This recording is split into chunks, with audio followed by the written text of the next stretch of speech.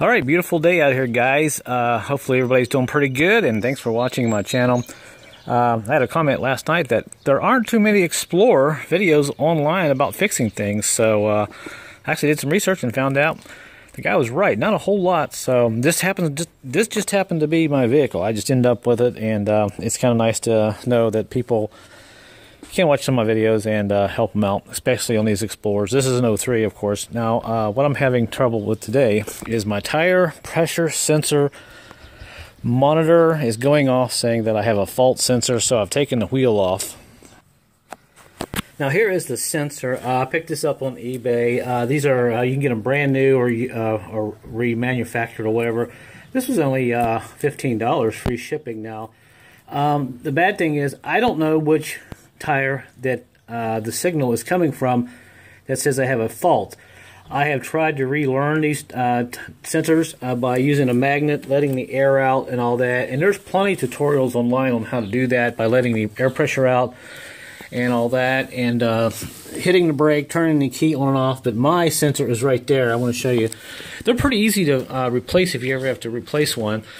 The good news is you don't have to take the tire clear off. You can see I just got it off on the outside here. And I actually have a block of wood under there, if you can see that, just kind of holding up the rim.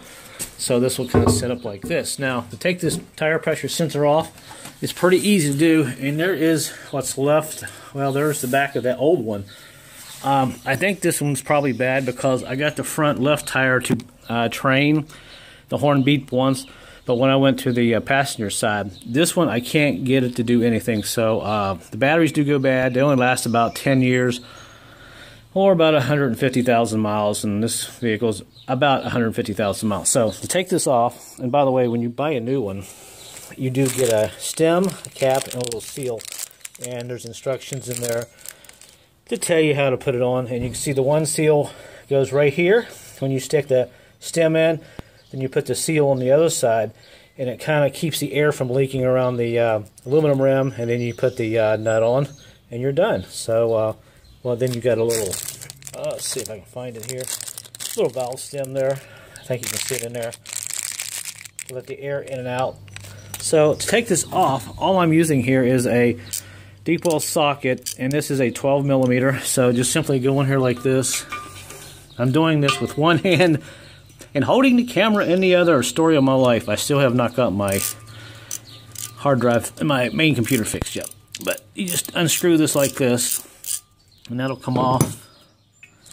And these you can fix yourself. You don't have to take them to the dealer. Unless, you know, some of the other newer vehicles now, the Fords from, say, 2012 and up, you do have to have a tool to program these. But go on YouTube, go online, do a lot of research. I think there's probably a way around it. You could probably just use a magnet on a lot of these. Now, the 03 that I had, Explorer, earlier, I just used a magnet and it works. So you can either let the air pressure out, train your system, or use a magnet. So here we go. Enough talking. Sorry about that. Someone said I talked too much. I know. So there's the old one. And not sure how old it is. But anyway, we'll go ahead and stick our new one in. So all we have to do, what you need to do before you stick it in, make sure that it's clean. Let me get a cloth here real quick. Clean the area up here. Back in there. I don't know if you can see that or not. Probably not. If I push the rim back, you might be able to. Like this. Apologize, I'm using one hand here. And you can see it's nice and clean. And now we just go ahead and stick the new one in and put the tire back on the rim and air it out. So if you have a sensor going off, go online and see how much these are, and for fairly cheap, and you think you can fix it yourself, do it, or buy it and take this in the tire to a tire shop and have them put this in for you and blow the tire up, and this actually might help you out. So I'll go ahead and stick this in, and we'll come back here and look at it. Okay, now I kind of lied. I took the wheel off the rim. I wanted to show you guys something. Don't be confused by this. When you get one of these brand new ones like this, they also give you 2 seals. This second seal, you can probably use it, but they already have a seal on the bottom of the stem here. When you put this on here like this, and you put that nut on there, that will hold it from leaking. Now, don't even attempt to put the seal on this side, and try to put this nut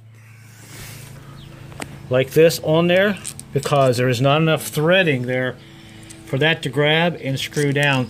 Now, the old one I took off, it just had the cap right up against the rim, and there's the old seal that kept the air leaking out. I thought you had to put both seals on here, then put the cap on there. Well, it doesn't work. So make sure when you get yours, just verify that it only takes one seal, and once you tighten it down like that, that seal there will keep it from leaking.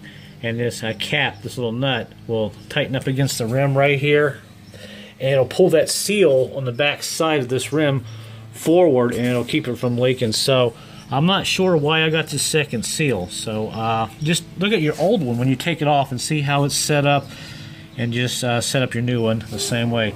Now I can go ahead and put this in. Alright, so the new one is on. Just kind of snug it, not very tight. And as I set it up here, you can see our brand new TPS sensor is on, and we shouldn't have any leaks. And if you look closely, if I shine the light, I'll hold the angle, the rim at the right angle, you can see that seal there. So I should be pretty good. So there you go. If I have any other issues with these TPS sensors, I'll make another video. And what I'll do later is come back and show you how to train all four of your wheels, so you won't be driving down the road and looking at a fault sensor on your dash all the time and annoying you. So thanks a lot for watching, guys, and hopefully this helped you out.